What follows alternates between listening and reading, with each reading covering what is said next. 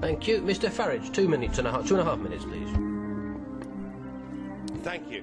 Well, Mr Barroso, I'm always prepared to accept I might be wrong, and I thought the democratic revolution against this Euro lunacy was confined to Northern Europe.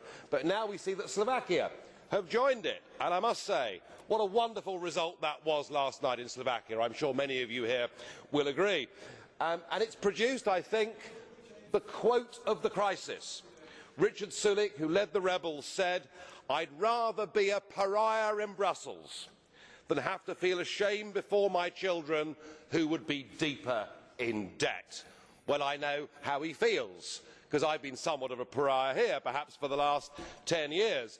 But he's got it right, because he summed up the detachment between Brussels and the real people of the European Union. And listening to this today, it's almost as if this debate's been going on inside a padded cell that is the European Parliament, as people compete for who can be the most stupid. Who can be the most stupid? Who can waste the maximum amount of taxpayers' money? I really do think, as a political class, you're all wrong.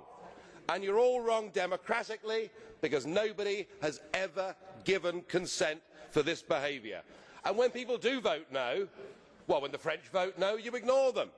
When the Dutch vote no, you ignore them. When the Irish vote no, you say vote again and get it right. And when Slovakia vote no, well, we're told today it'll all be okay, because they can vote again this week until they get the right answer.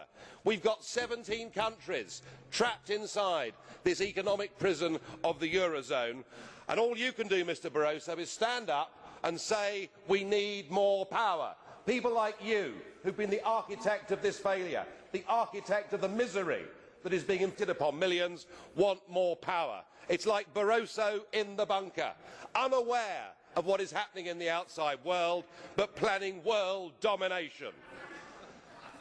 And in economic terms, it's getting madder and madder. I hear the new idea is that the bailout fund will be multiplied, geared up ×5 by the European Central Bank, so that you've got your 2 trillion, Mr Verhofstadt. 2 trillion. Good God, Greece is going bankrupt. If you lot continue, the whole banking system in Europe is going to go bankrupt. The former British Chancellor of the Exchequer, Norman Lamont, this morning described the attempts to save the euro as the most gigantic Ponzi scheme. I'm tempted to think he's right. Thank you.